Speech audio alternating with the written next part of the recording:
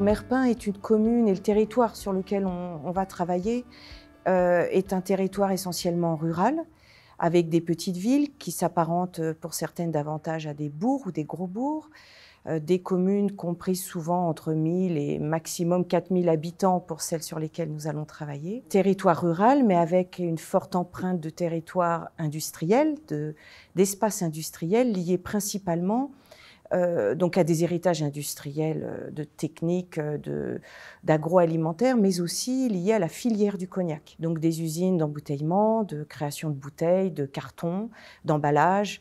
Donc c'est un territoire, et puis touristique, hein, bien évidemment.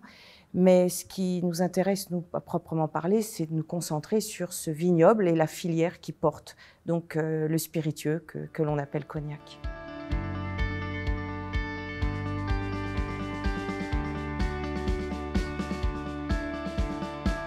Alors, ce qui nous a intéressés de façon très claire, c'est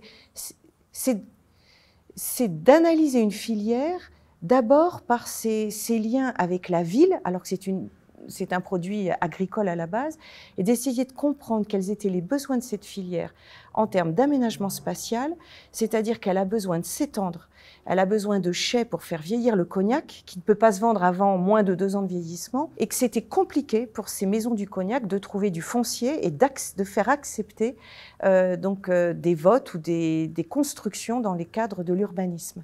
Donc c'est par cet intermédiaire-là que nous sommes arrivés à ces questionnements et nous avons décelé quelques tensions entre la filière et certains élus, mais aussi, ça me semble important, avec les habitants. Parce que comme la quasi-totalité des produits sont exportés, les habitants ont l'impression d'avoir des zones artificialisées et de ne pas avoir forcément les bénéfices, les retombées positives de cette artificialisation des sols.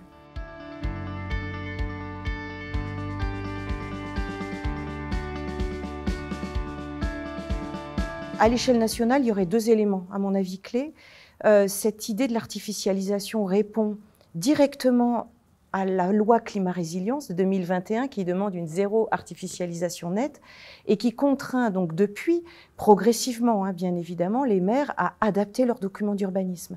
Donc ils ont une pression supplémentaire, surtout qu'ils ont aussi besoin d'activités économiques, de résidences, de fonctions résidentielles pour développer leur commune. Donc c'est ce tiraillement possible qu'on souhaite analyser en lien avec cette loi.